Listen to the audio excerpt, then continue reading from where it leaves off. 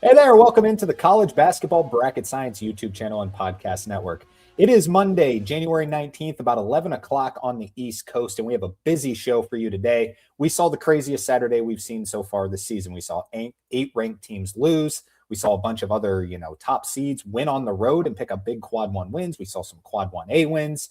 So that's going to be what we're going to start with on today's show. We're going to talk about all these big results. We also had a bunch of big mid-major results that flew under the radar. So we'll talk about some of those, give some mid-major love. Then we're going to talk about the top seeds, our top 5 seeds, 1 seeds, 2 seeds, 3 seeds, 4 seeds, and 5 seeds. And we'll talk about the numbers behind them because, of course, we're bracket science. So we're going to talk about some of the numbers that go into this, these top seeds and why they're ranked where they are before diving into just our personal rankings, which is a combination of, resume, AP poll style, and KenPom rankings. We do use KenPom rankings as, sort of a basis because that is our best metric. People who don't like KenPom, I don't know why. It's our best metric. So we're going to talk rankings before, of course, finishing the show off, just talking about the week ahead, specifically Tuesday and Wednesday.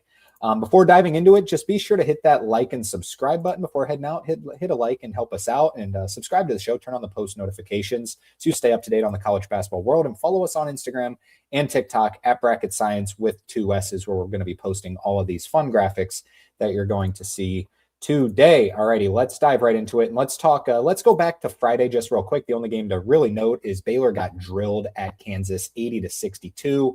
Darren Peterson was unbelievable in this game, had 26 points, 11 of 13 from the field, pretty efficient there. Flory Badunga was also very good, 23 points, 11 rebounds, 11 of 14 from the field, so 2 very efficient games there. Darren Peterson, 26 points in just 23 minutes. He is an absolute stud. For people who are like, I agree, AJ DeMansa and Cam Boozer's the heavy front runner for player of the year, but when you watch Darren Peterson, there's just something different about him. His length, his just shot making ability. I will be shocked if he's not the number 1 pick in the NBA draft. Other results that were sort of key. Creighton lost at Providence. Creighton is falling off of the bubble just as they got back in the conversation. They're really struggling now. Providence picks up a win. Boise State beat Colorado State. And how about DePaul? DePaul picks up, they're not as bad as you might think they might be. With Chris Holtman at the helm, he's done a good job. He's in bars buying drinks for all the college students coming out to the games. Kind of cool to see DePaul basketball somewhat back on the map, so they get a victory there. But let's talk about the day we want to talk about, which was Saturday. This was the first time that, I don't know if I've ever done it in the past, but I had to make 2 separate graphics. So I can fit 18 games on each graphic. I ended up having to make 2 graphics. I don't think that's ever happened. That's just how many big results, affected seed lines in the bubble. So let's start at the top, where number 2, Iowa State, ranked Iowa number 2 at the time, will not be ranked number 2, suffers their 2nd straight loss. They lost at Kansas, now lose at Cincinnati, 79-70 for Cincinnati, kind of balanced across the board. Day Thomas was their leading scorer with 19 points. Weird vibes for Cincinnati right now, as they were supposed to wear brown bags to, was it this game or the game right before it, to kind of protest Wes Miller as the coach, and they go out and they end up having a court storm in this game. Cincinnati's still nowhere near the tournament, but Day Thomas had a good one. Jizzle James was also fine. Iowa State just going through a little bit of a tough stretch here. Milan Momcilovic was awesome in it, though. He had 34 points, 8 of 14 from 3. He had a phenomenal game, but just not enough. I saw someone frustrated me on TikTok, I believe. The little TikTok trend of Saddam Hussein whenever someone has a bad game or something. They were doing that with TJ Otzelberger. They're like, it's the same story every year. They get off to a fantastic start and then they fall off as of late. Iowa State went 0-18 in the Big 12 in 2020-21. They were 2-22. TJ Otzelberger comes in. He was what were they? A 3 seed last year, a 2 seed the year before, and they're number 2 in the country at this point. That was Take what you got and be appreciative that TJ Otzelberger got you to number 2 ranked in the country. So, Iowa State obviously lost 2 in a row, but they're going to be just fine going forward. Let's move down, stick in the Big 12. Number 11, BYU did lose at number 15, Texas Tech, 84-71. Texas Tech, their 3-man, their trio is becoming one of the best in the country. We knew the duo was one of the best in the country with JT Toppin and Christian Anderson, but Lawan Watts has really, come into form and been playing a lot better. JT Toppin had 27 points, 12 rebounds in this game. JT Toppin is very under the radar right now. Not a ton of people talking about him. He's putting up huge numbers. I know he missed a couple games to start the season, and Texas Tech didn't start off very well, but since then they've been playing really good basketball. They're a top 15 team right now. And they're trending in the right direction. They're kind of like Houston with McCaslin and Kelvin Sampson, obviously, whenever they start off a little bit sluggish, you just know they're going to get better. That's how good of a coach Grant McCaslin is. Lawan Watts had 20 points, 8 rebounds in this game. Christian Anderson had 22 points, 7 assists. Very balanced across the board. This team is very good. They're also missing a couple bigs right now, but Texas Tech is they're one of the top teams in the Big 12 for sure. For BYU, not a bad loss here. AJ DeBanza was just okay. Rob Wright, third, was very good. He had 28 points in this game. Kind of the battle, Rob Wright versus Christian Anderson, but Texas Tech ends up with a 13-point victory in this game. The game was closer than that, but good win there for Texas Tech. BYU just perfectly fine, just cruising along. We'll talk about these teams obviously more when we talk about our top 5 seeds. The 2 best teams in the SEC, number 19 at Florida, at least coming into the game. Number 19, Florida at number 10, Vanderbilt. Florida did get the job done, 98-94. Florida is your best team in the SEC right now. They are the favorite to win the conference. They're tied for first right now with Texas A&M, who's not on this graphic, but will be on our next graphic. So we'll get to you, Texas A&M. Great win there for Florida. Ruben Chinyelu has really stepped up as of late. 20 points, 10 rebounds. And how about Xavier Lee? We talked a lot bad about Xavier Lee early in the season because he was bad. He's been kind of finding his form a little bit. The whole story went, kind of viral where he didn't have his jersey, ended up having to wear number 99. He had a good game, 20 points, 3 of 7 from 3, including the huge step back, go-ahead 3 late in the game. We should also mention Tommy Hauck because he is one of the more underrated players in the country. He would be, in my opinion, he should be an All-American right now. 18 points, 8 rebounds for a top 15 team, I believe. Florida's really good, and they're starting to come into form right now. They're, the favorite to win the SEC. As mentioned, for Vanderbilt, second straight loss, but, still a top. We'll be talking about them a little more in our bracketology, and we'll talk about some of their numbers. Let's move on. Sticking in the SEC, Kentucky won at number 24, Tennessee. This was a crazy one. Kentucky trailed by 17 in the first half. I was on Tennessee. I thought Tennessee, was in a very good spot to win this game. And they were in the first half. And then Kentucky fought all the way back. They got a lot of bench points from Jasper Johnson, Muhammad Diabate. Denzel Aberdeen was the leading scorer with 22 points. Like I said, he was kind of the head of the snake, bringing this team back in the second half. But my favorite player on this Kentucky team is Muhammad Diabate. He is just such a glue guy. I can't help but think, I think we can all kind of agree.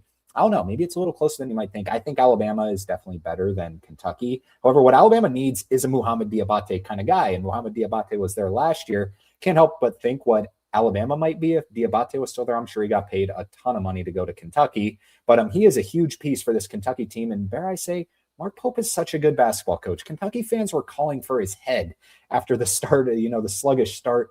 They're getting better. Like I said, Diabate's stepping up big. He's been good the past couple weeks. He didn't have a fantastic one in this one, but he was fine.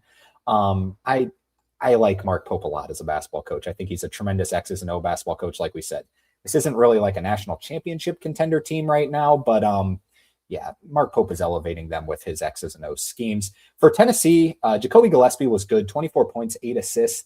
I'm just going to go out and say it. I don't think this Tennessee team is very good whatsoever. They've been very frustrating. I don't know how they beat Houston earlier in the season. I think that was just a little bit of a Houston. Kelvin Sampson needed a loss in that game to kind of, work through some things. But just something about this Tennessee team I don't like. It's weird to say that they're not soft. Like that's their that's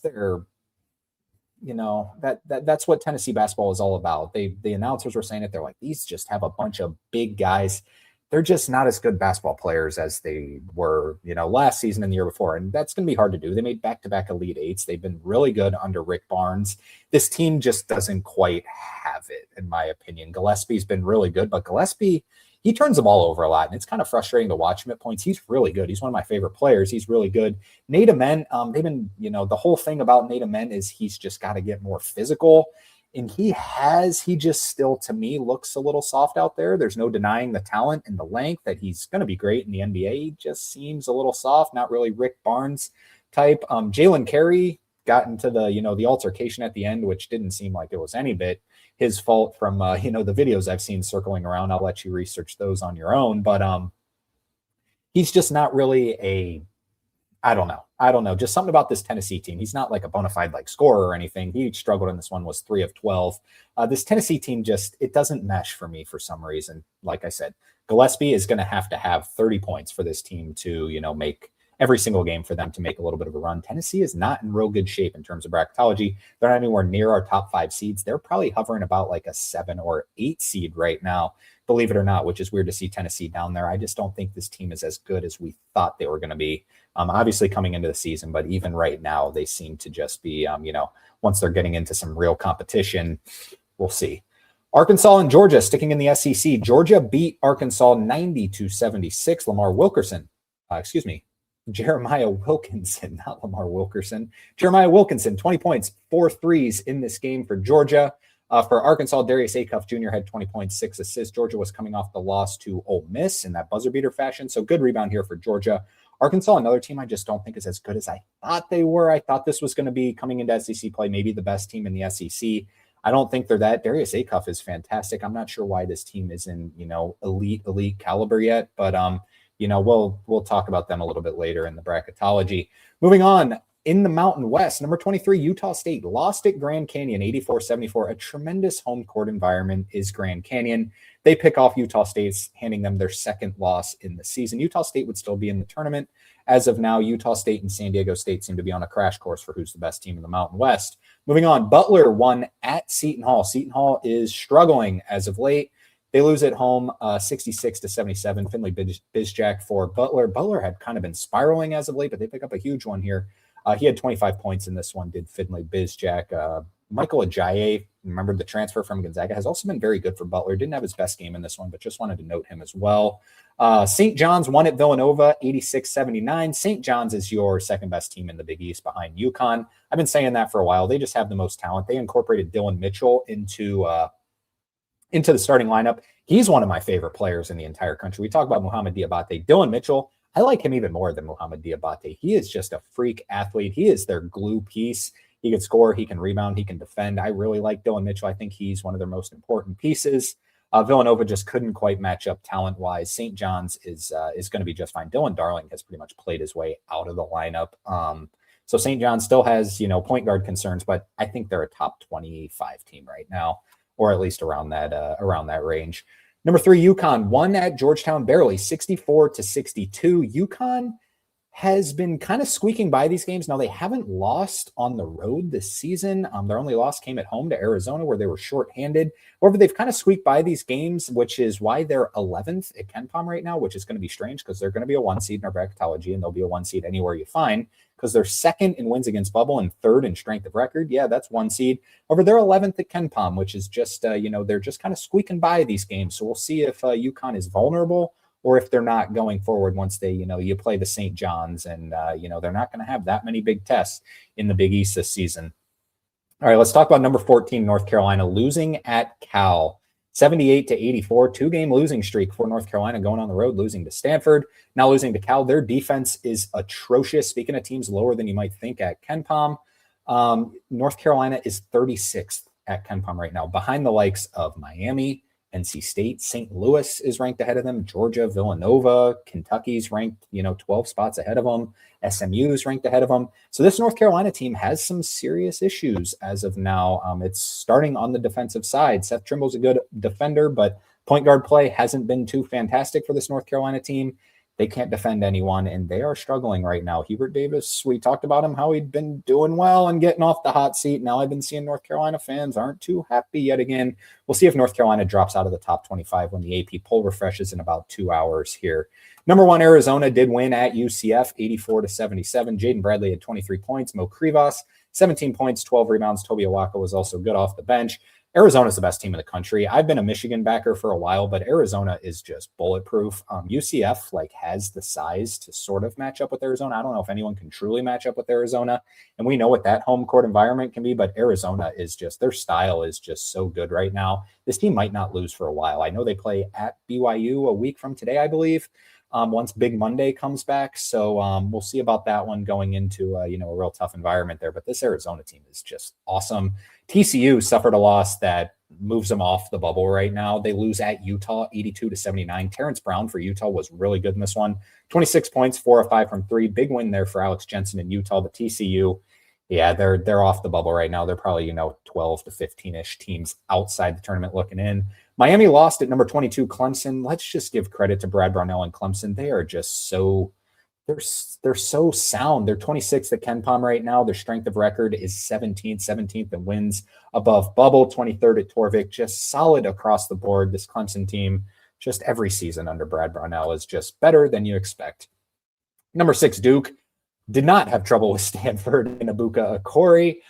Duke wins 80-50, just sheer domination from beginning to end, and domination by Cam Boozer, 30 points, 14 rebounds, 12 of 17 from the field, 2 of 3 from deep.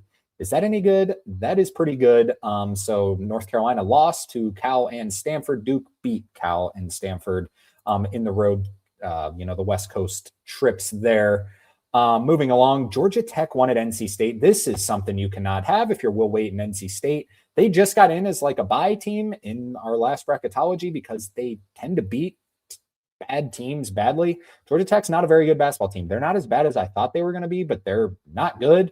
Winning, I believe they were like 160th in the net going into this game, and I don't know where they got to. I'm not sure if it's a quad 3 or quad 4 loss. I think it's quad 4. In fact, I can actually just find NC State here. Let's see what it was. It was a quad 3 loss and ended up being a quad 3 loss at home to Georgia Tech. This is just something you can't do if you're a bubble team. And if you're Will Wade with a lot of expectations coming into the season, hasn't really been as smooth sounding as I might have thought. I thought this team was going to be like 5-6 seed range. I had them ranked top 25 in the preseason. Just not as good as I thought they were going to be.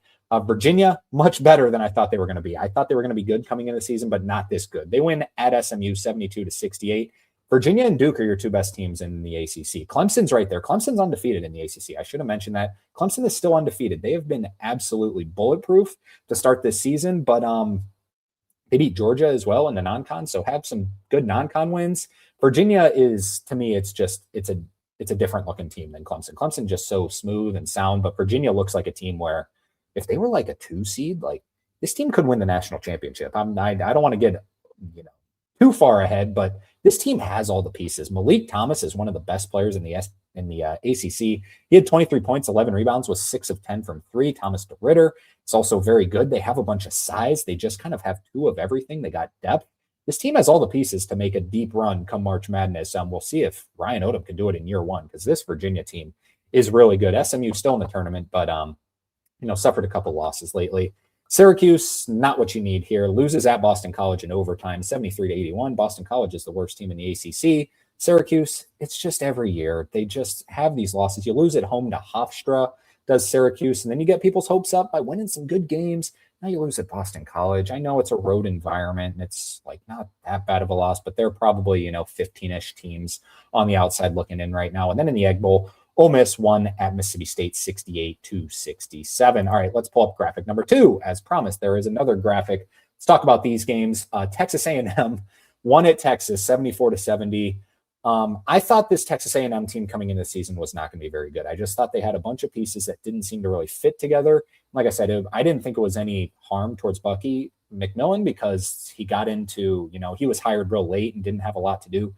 Bucky McMillan should be on the list of like coaches of the year at this point. He has done a fantastic job. They're playing without Mackenzie Mbako right now, who maybe it's a little bit of an addition by subtraction sort of thing. Mackenzie Mbako, a really good, individual player, but this Texas A&M team is just clicking right now. This team, all the credit in the world should go to Bucky. Well, I was completely wrong about this team. This team is good. They're tied for first in the SEC with Florida, as mentioned. They win 74-70 in this one. Rayshawn Agee had 17 points, 11 rebounds in this game. Rylan Griffin, remember the transfer from Kansas, kind of a starting player on that disappointing Kansas team last year. He had 17 points, was 6 of 7 from the field, 4 of 5 from 3. He is at Texas A&M now. The thing I will say about this Texas A&M team is I thought it was going to be a weird fit with like Rylan Griffin, who was kind of on a not so great team last year. Pop Isaacs, who was at Creighton last year, and they were worse when Pop Isaacs played. Mackenzie Mbako didn't play for a winning team last year at Indiana. I thought maybe, there might be a little bit of your turn, my turn sort of thing. This team's fitting together, and Texas A&M is playing a bunch of, they're playing a lot of foreign guys. They're playing a couple freshmen. This team is just, they're different than what I thought they were going to be, and they're a lot better. So Texas A&M comfortably in the NCAA tournament right now. Really good stuff for Bucky Ball. Once again, should be on the short list of Coach of the Year candidates. He's done a sneaky, fantastic job there. Missouri lost at LSU. I can't figure out this Missouri team. LSU is worst or second worst team in the SEC. I think South Carolina is probably the worst team. Probably Mississippi State's actually probably the second worst team, and then LSU, so probably 14th in the SEC. And Missouri, like you win at Kentucky earlier, you beat Florida, who's definitely the best team in the SEC. And then they lose games you wouldn't expect them to lose. They lose at LSU. Markel Sutton, I believe, is it Markel Sutton, had 26 points in this game for LSU. So good win there to pick up their first conference win for this LSU squad, who's trying to hang on the bubble by a thread. They had a good non-conference, but like we said, a little bit of computer trickers in the non-conference, but they're still somewhat in the conversation. Number 18, Alabama squeaked off a win at Oklahoma, 83-81. LeBaron Philon had 23 points, just doing what he does. Aiden Sherrill, he is back and back in playing for this Alabama team. He had 21 points, 9 rebounds. I thought Alabama was going to kind of blow out Oklahoma just because I didn't think Oklahoma's defense had any chance of stopping Alabama. They did a halfway decent job. Oklahoma is a sneaky team. If they can squeak in as like a 10 seed to maybe win a game or two in March Madness just because of their offensive firepower. But I don't like their defensive capabilities at all. However, it was a little bit more impressive in this game. Team who is not impressive at all, UCLA, maybe the most disappointing team in the country. I had such high hopes for this team. I don't know why, because Xavier Booker is supposed to be their 5. They lost at Ohio State 86-74. Let's talk about Ohio State before talking about UCLA. John Mobley Jr., 28 points, 6 of 12 from 3, one of the best 3-point shooters in the country, and maybe the most underrated player in the country. Bruce Thornton had 21 points, 8 rebounds with 7-11 from the field. He's always consistent. He's always, analytically sound. Even though he takes a bunch of mid-rangers, he's just so efficient on the court.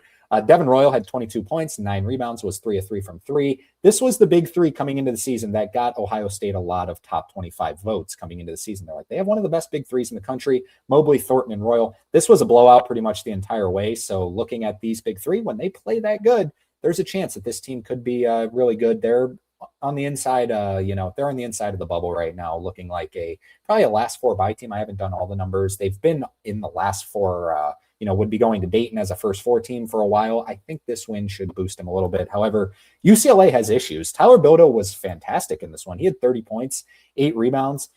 Xavier Booker, 0 points, 0 rebounds, 0 assists, 0 steals. He did have a block. In only, I believe, 2 minutes he played in this game, Xavier Booker. Like I said, this team doesn't have a 5. They've moved Tyler Bildo to the 5, and he's been really good. He's the best player on this team. Donovan Dent hasn't been awesome.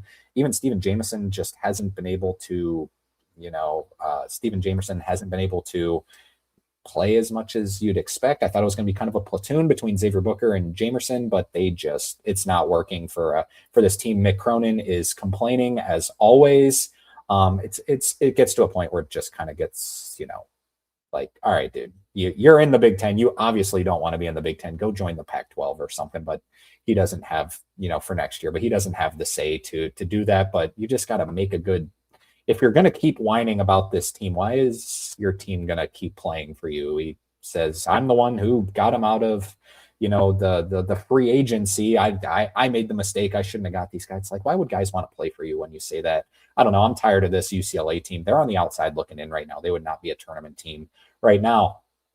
Iowa won at Indiana. Indiana would not be a tournament team as well. Iowa definitely would be. Bennett Sturts, 27 points. Tavion Banks, 26 points. Do the math. That's 53 points combined. Indiana only scored 57 points. So Bennett Sturts, he's one of the best point guards in the country. Obviously, Tavion Banks has stepped up as the number 2 guy for this Iowa squad. They win at Indiana. Indiana just has no physicality down low. What we were worried about them coming into Big Ten play would be their physicality. They don't have any of it. And Iowa just kind of gave it to them, controlled the entire way. Pick up a good win there. Number 5, Purdue won at USC 69-64. Braden Smith, 22 points, 4 of 6 from 3, only 5 assists. That's a bad game for Braden Smith. That's how good he is. When it's 5 assists for anyone in college basketball, that's a very good game. But when you're averaging 9 assists a game, but Braden Smith was on the scoring side in this one. Oscar Clough also just very underappreciated for this Purdue team. USC hanging on. They're inside the tournament, but barely. Nebraska stays undefeated with a dominating win at Northwestern, 77-58. Price Samford, 22 points, 5 of 10 from 3. What else can you say about Nebraska? They're fantastic. They're beating everyone. They're now up to 12th at KenPom. So we said what's kind of holding them back from that 1 seed range is still their predictives, and that is still the case. They're 13th at KenPom, 16th at Torvik, and 19th in BPI. That's not 1 seed yet. I know they're 4th in wins against bubble and 4th in strength of record. So that's like last 1 seed-ish. or excuse me, they're second in strength of record, fourth in wins against bubble. I misspoke there. So that's, one seedish, but it's the predictives that do heavily influence their seeding. We'll talk about this a little bit more, but they're climbing up a little bit. So they're 12th at KenPom, on the right track to maybe becoming a 1 seed. How about that for Nebraska? Great win there. Michigan won at Oregon. No surprise there. Oregon, not very good. Oregon actually led at the half, surprisingly, but Michigan did end up getting them. Michigan State won at Washington. Both teams very good. Can't wait for Michigan versus Michigan State this season.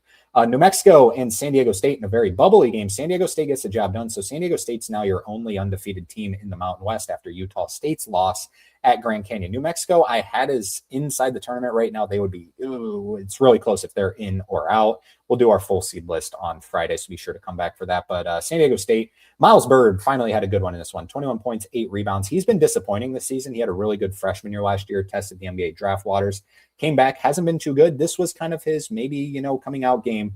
21 points, 8 rebounds for Miles Byrd there, San Diego State.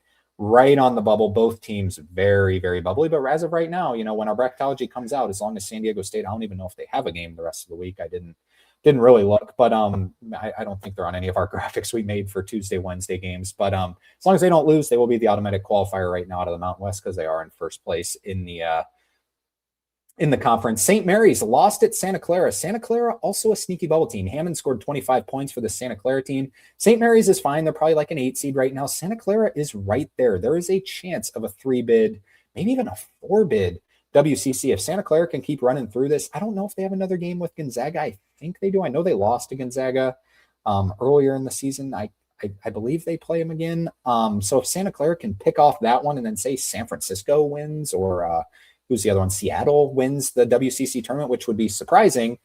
You could be looking at St. Mary's, Santa Clara, Gonzaga, and maybe Seattle as a 4-bid WCC. Wouldn't that be awesome? I think they'd be lucky to get 3, quite frankly. But there is a true chance that there could be 4.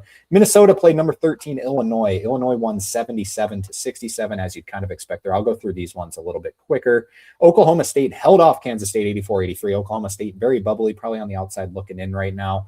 But they're still right there. And then some other mid-major games we just want to talk about because these are some of the top teams in the league. McNeese did lose at UT Rio Grande Valley, 79-76. McNeese might not be a lock for the NCAA tournament because Stephen F. Austin has also been very good in the Southland. McNeese versus Stephen F. Austin, going to be a really fun game coming down the stretch. This is McNeese's second loss in the Southland, which is kind of weird for being such an analytically high-ranked team at KenPom, at Torvik, but I'm losing some games that they shouldn't.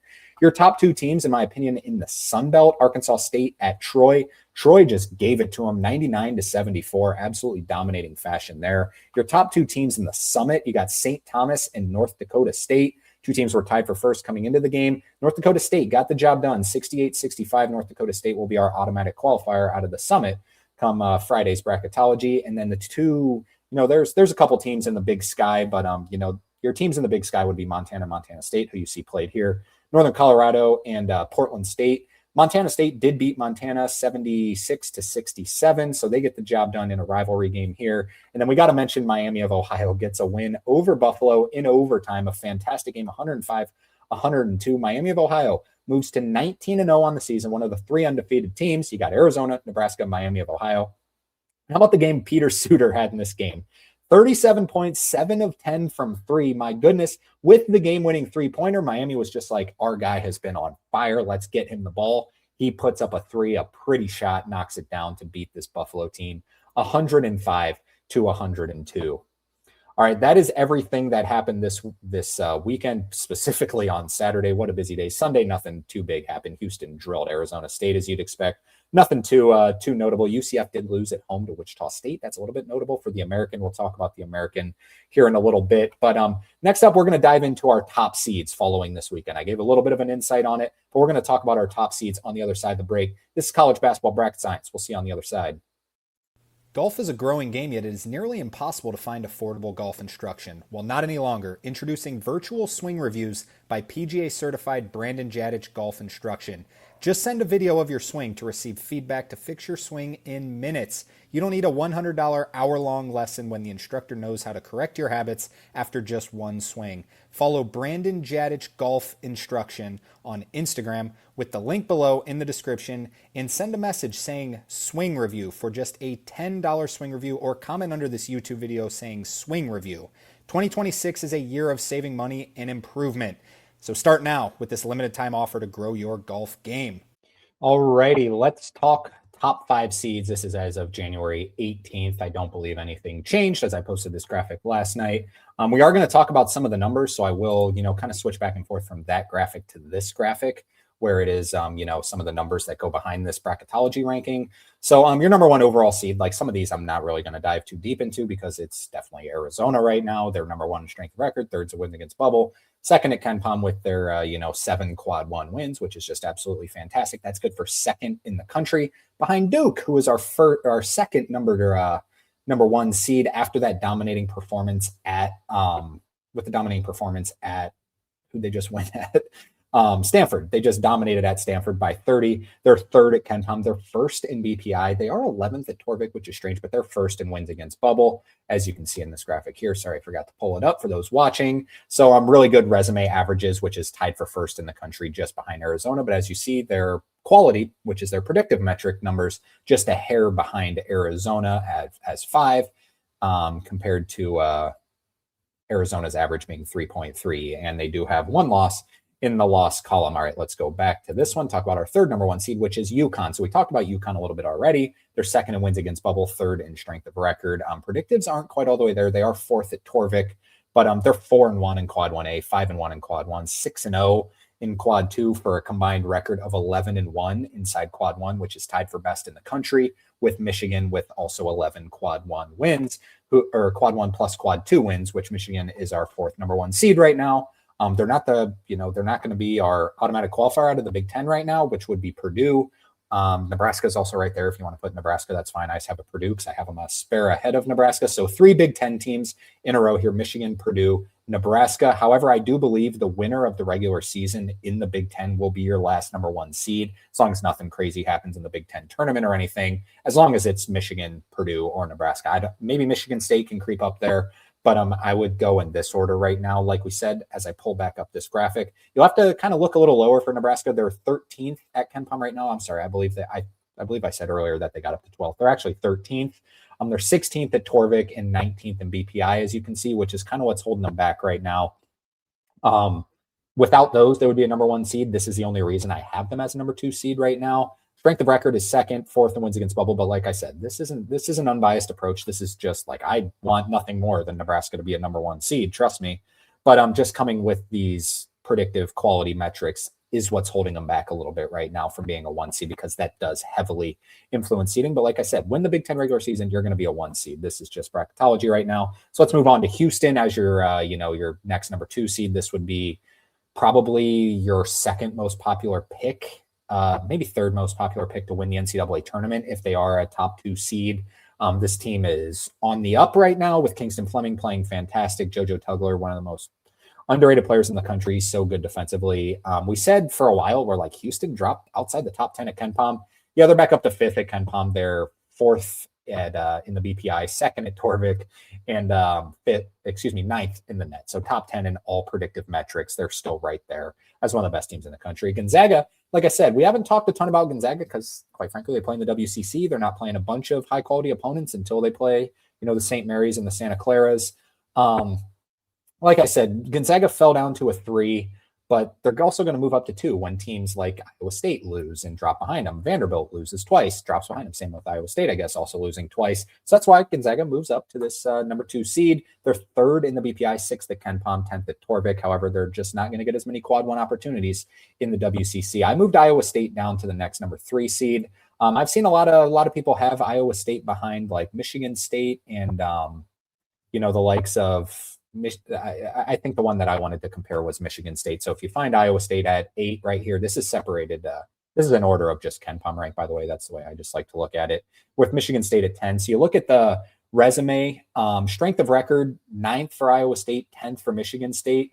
However, there's a big gap in wins above bubble from Michigan State to Iowa State, 7th compared to 13th. So, you're 1-1 in those, but Michigan State definitely has the edge, especially when you add in the KPI, which I'm not a huge KPI or BPI guy, quite frankly. I mean, they're fine. They're on the team sheet. They're going to influence it. It's not my favorite, what I go off of, but Michigan State also ahead of Iowa State in there. So better resume averages for Michigan State. Then you go to the predictives. Iowa State is higher in two of them.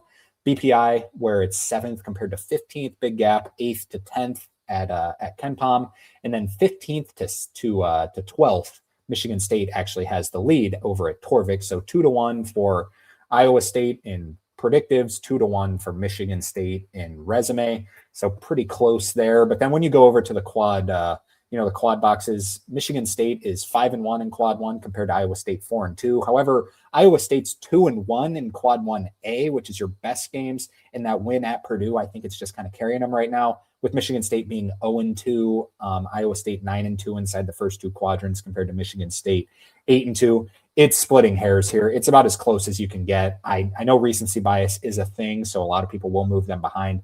I just think with the quad 1A wins and having maybe the best win in the country at Purdue by 23 points, I give it to Iowa State. However, if Michigan State's going to be right there, I'm perfectly fine with it. That was one of the ones I kind of wanted to go back and forth on.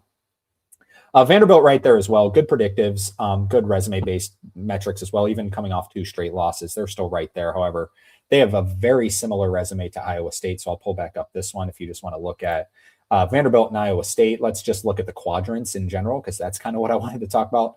Vanderbilt's 1-1 in quad 1A. Iowa State's 2-1 in quad 1. Iowa State 4-2. Vanderbilt 4-2. 5-0 in quad 2 for both teams, for a combined 9-2 inside the first two quadrants, with 0 losses outside of the first two quadrants for both of these teams. So very similar. However, one more quad 1A win for Iowa State, along with very similar metrics across the board, is why I did end up giving it to Iowa State ahead of both of them. But it's very close. I did say when I posted this on our Instagram last night, this is the closest I've ever seen probably the 3 seeds be, along with the 4 seeds be, and the 4 seeds jumping up to it. So we'll just say 3 through like the 3-5 seeds, the top 3-5 seeds in the up next category. So from Iowa State, even let's include like Gonzaga, all the way to Clemson is so close. I don't remember if it's ever been this close. Now you can kind of tell a difference and rank them in order, but it's so close. Like there would be no surprise if Virginia ended up being a number 2 seed and Gonzaga was your first 3 seed or something like that. It's really close right now. BYU up next. Not as good a resume as you might think. They're 15th at KenPom. They're 15th. They're 22nd at Torvik. So their predictives actually aren't too fantastic. However, they've done nothing wrong to me. There's a little bit of a gap between BYU and Illinois, just with BYU not quite losing any games that they I don't know. It's really close. There's an argument for Illinois to be the next number 3 seed. I got Illinois as your 4 seed. BYU has better resume-based metrics, 12th in strength of record compared to Illinois' 14th. They're 10th in wins against bubble compared to Illinois' 12th. However, Illinois does have better predictive metrics, being 7th at KenPom, 6th at Torvik. So it's very close across the board. Like I said, this is probably the closest I've ever seen it, or I can recall ever seeing it. So Illinois as your 4 seed, they are, like I said, with their predictives being 7th at KenPom, 6th at Torvik, this could be a 2 seed very easily. So they're right there in the conversation. Virginia just kind of plugging along right here. Very good metrics across the board. 8th at Torvik, 14th at KenPom, 13th in strength of record, 15th in wins above bubble. 3-0 in quad 1A, 4-1 in quad 1, 4-1 in quad 2, 8-2 inside the first 2 quadrants. Yeah, that team is very good. Like I said, sneaky dark horse. Final 4, maybe national championship threat. We'll see. That team is fantastic. Alabama up next as a 4 seed. So what I will say, I think Illinois and Virginia are definitely 4 seeds. Then it's like Alabama, Florida, Texas Tech, Kansas, all so close. So close. Like Texas Tech, I had them as our first 5 seed in our last bracketology on Friday. They win a home game, a quad 1 game against BYU, and they're still a 5 seed just because Alabama won on the road for a quad 1 game at Oklahoma, and Florida obviously had a huge week and they won a quad 1A game at Vanderbilt, and Kansas also picked up a couple quad 1 wins. The game against Baylor is in quad 1, so that's why I have them back there. But it's so close. Texas Tech fans, I'm sorry. I love you. I picked you to the Final 4 in the preseason, but Alabama still right there. They're 5-4 inside of quad 1, which is fantastic for a 4 seed and on the back half of the 4 seeds. Like compared to Florida, Florida is actually 5-5 inside quad one now. So they're getting a little bit better there. However, they do have 5 losses, obviously. Alabama has 4 losses, or Alabama also has 5 losses, but Alabama has played a tougher schedule. However, I see the case like Florida definitely looks like the better team to me. But when you play such a schedule like Alabama and even Kansas, I'll throw Kansas into that mix. They've played really hard schedules. Coaches should be taking notes and following what they're doing because they've lost some games. However, they've also won some games, which is going to rank them like quad one games. When you lose them, not that big of a deal, but when you win them, it's going to boost you a lot. So got Alabama right there with good metrics across the board. Florida, one of the harder teams to rank because their resume-based metrics are getting better. They're now 18th in strength of record, 19th in wins against bubble, wins above bubble. And, their predictives are obviously still really good. 9th at KenPom, 9th at Torvik. But, yeah, Florida definitely on the up right now. Texas Tech, like I said, I'm sorry. They scream 4 seed to me. However, I got them as a 5 seed right now because all of these 4 seeds are really good. This is probably the best crop of top, let's say, so there's 16 teams here. I'll throw Texas Tech and Kansas in it. Top 18 as of right now. Sorry, Clemson, I'm going to leave you out of it. And the same with Arkansas. I think these top 18 teams are really good. I think there's only maybe a couple teams in there that couldn't win the national championship. I'm not going to say who. I'm not going to make anyone too mad. But there's a couple teams where I'd be like, yeah, I don't think they're going to win the national championship. But there's a big crop of 18 teams here that are very good. So got Texas Tech and Kansas after their big week. Kansas seems to be kind of starting to click. Clemson is still right there. They won the game against Miami. I believe that is that actually dropped to a quad 2 game because Miami dropped from, I believe, 29th to 31st with that loss in the net. So that ends up being a quad 2 game. But Clemson's still right there, 8-3 inside the first 2 quadrants. Really good 17th in wins against bubble and strength of record. And then Arkansas as the last 5 seed. I looked at this for a while. I know Arkansas just lost at Georgia. However, in my last bracketology on Friday, every single 6 seed loss. Every single 6 seed loss. So I had Arkansas as a 5 seed, and then 6 seeds I had Tennessee, Utah State. They're the only 2 that are coming to my mind right now. I can't remember. Villanova also lost, and there's one more. I can't remember. So St. John's is getting closer than you might think, but it's still Arkansas right now as your last number 5 seed. In my opinion, I think St. John's would be up to maybe your first 6 seed. Oh, Louisville. Louisville was the other one. They also, no, Louisville I had as a 7 seed. Never mind. So Louisville I did look at for the last 5 seed, but they're not quite all the way there. So right here, this is your top seeds as of my opinion, as of right now. Like I said, very close. Would not be surprised if by the end of next week, Michigan State is a number 1 seed or something like that. Or, Illinois is a 2 seed. It is changing very quickly, and these teams have the capability of jumping other teams. All right, so with that, that's that. Now let's talk about just the personal rankings, which is a combination of AP poll style, a little bit of KenPom rankings, and along with resume rankings. So I got Arizona as 1. As number 2 right now. I still think they're right there. I still think they've separated themselves in the betting markets. UConn at 3. I know they're 11th at KenPom, but their resume speaks for itself. I have Purdue at number 4. I know Duke I have as a 1 seed. I got them down at number 6. I'm not sure why. I don't know why this team just, like, Cam Boozer's so good. I just think this team's a little bit vulnerable. I'm really curious to see Duke. I wonder if they play at Virginia this year. I would have to check the schedule. And even Duke at North Carolina, because North Carolina has the size to match up with them. I'm curious to see if these guards can step up. I'm still just a little concerned about the guards, which I really shouldn't be because they've been really good. But I got them down at 6. I do have Purdue and Houston above them. Purdue at 4, Houston at 5. Nebraska at 7. Just I don't really know where to go with them. If you were to give me Duke versus Nebraska on a neutral court, I'm taking Duke. No disrespect to Nebraska. If you were to give me Houston versus Nebraska, I'm taking Houston. They would be favored. That's not a dumb take in my opinion. But Nebraska, at some point, you just got to get them up there. They've beaten everyone. I got Gonzaga at number 8. I still kept Iowa State inside the top 10. I'm not sure why everyone thinks the roof is falling or the sky is falling. You lost at Allen Fieldhouse. That's going to happen. Everyone loses at Allen Fieldhouse. It's the toughest place in college basketball to play.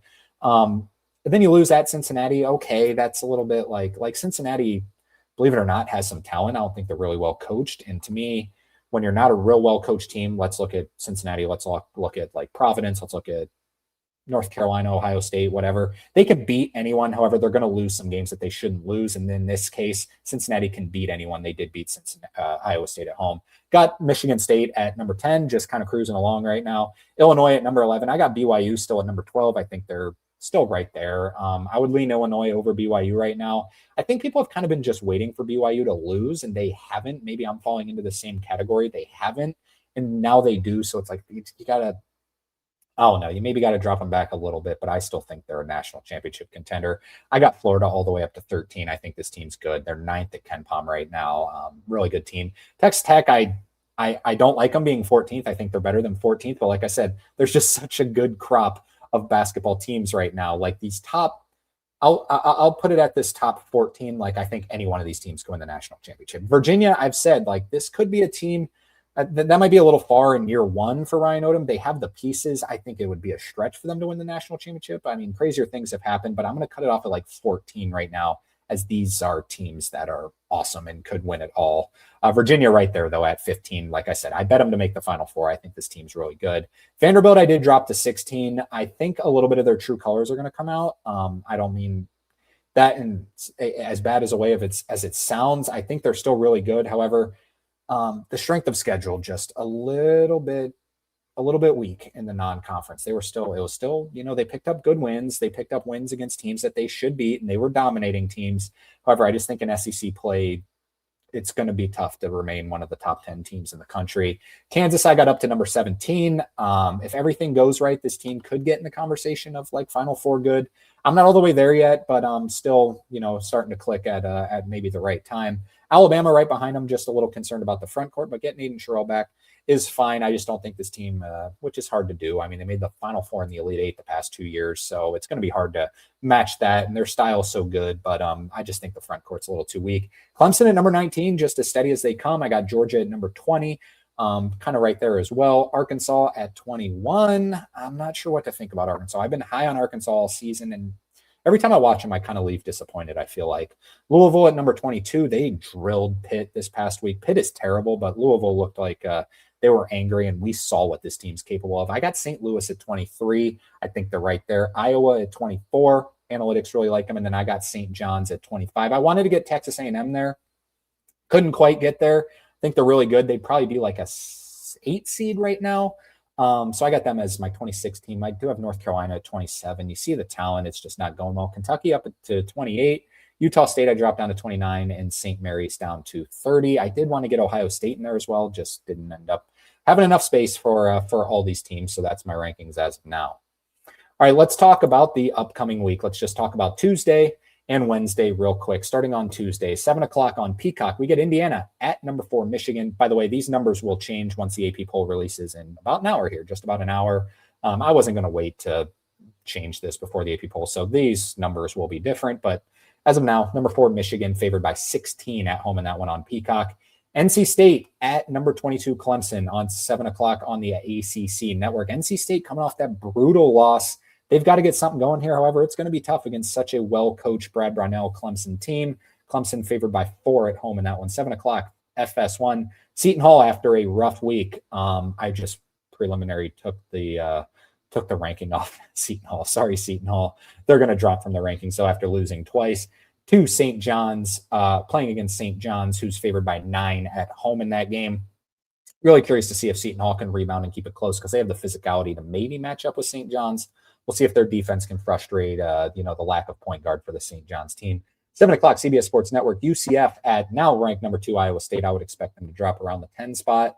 Iowa State is favored by 12 at home in that game, looking for a rebound. UCF has come into a pretty tough start to Big 12 play. They played Kansas already. They just played, which they did beat Kansas, but they just played Arizona. Now you got to play Iowa State. Tough start for Johnny Dawkins and UCF.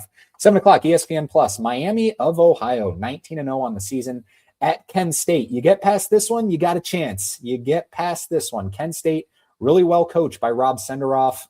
Really good program, really good team.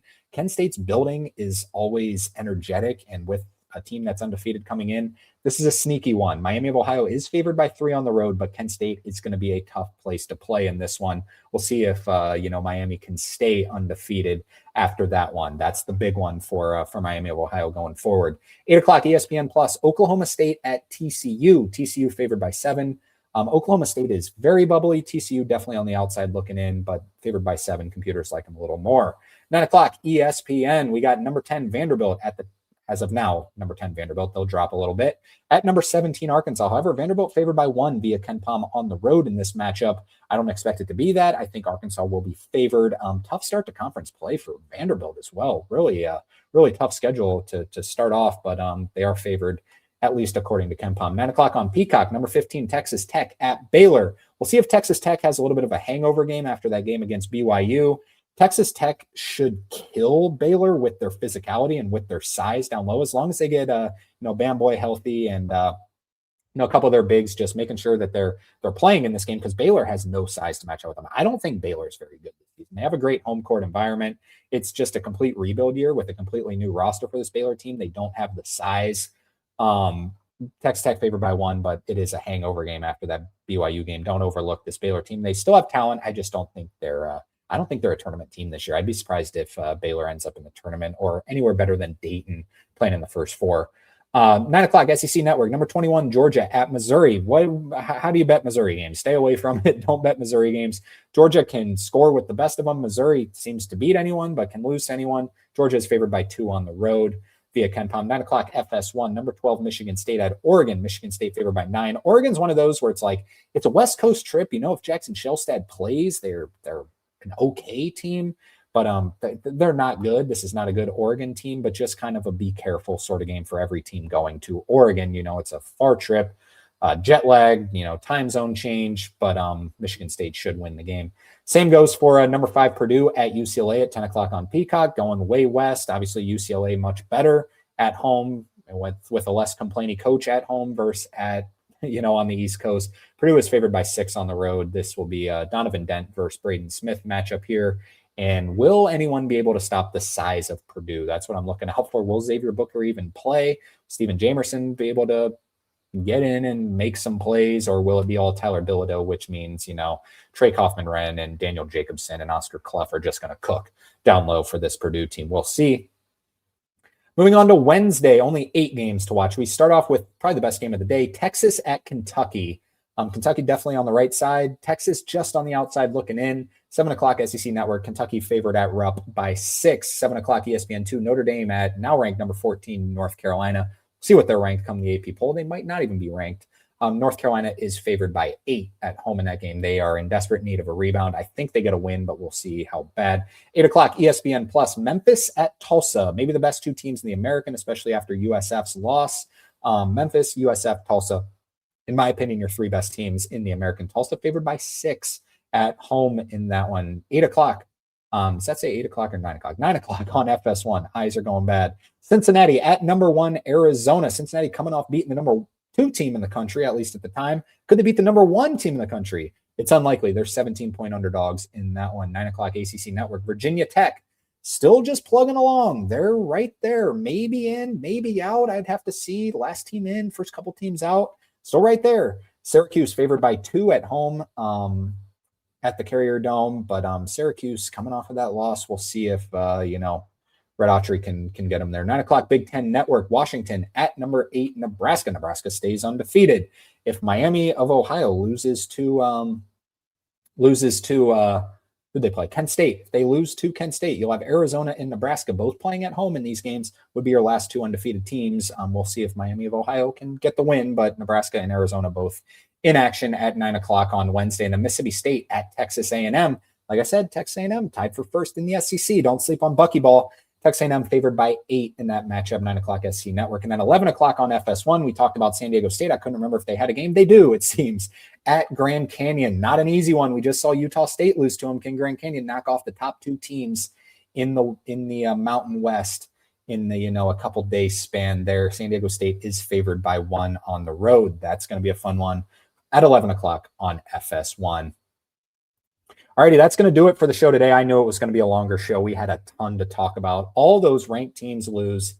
We saw those top seeds. It's definitely going to change after this Tuesday, Wednesday, which is why I do the bracketology on Friday, where it's just going to get blown up on Saturday as it goes. So it's getting to the point where it's fun. Most of the preseason bias from these predictive metrics, Ken Pom, Torvik, BPI, net, are gone. So, or I believe the net doesn't start with preseason bias, but whatever, they're pretty much gone. So it's just numbers now and just crunching all the numbers, seeing where these teams will be ranked. This is the fun part in the season. We got about 2 months until, we have a bracket. I can't remember what exactly Selection Sunday day is this week, but just about 2 months. It's right around the corner. It's getting excited. Before heading out, be sure to hit that like and subscribe button if you like the show. If you like, the numbers and the nerdiness behind the numbers of bracketology, be sure to hit that like button and subscribe so you don't miss a beat on the college basketball season. And follow us on Instagram and TikTok, once again, at Bracket Science with 2 S's. Leave your comments below. We will talk to you again I'll record it probably Thursday night because there's nothing going on Thursday night. We do have one good game on Friday night. So I'll record Thursday night for previewing the weekend. And of course, we're always talking bracketology on Friday. So be sure to come back for that. Enjoy this week of ball. Everyone stay safe. Till Friday, take care.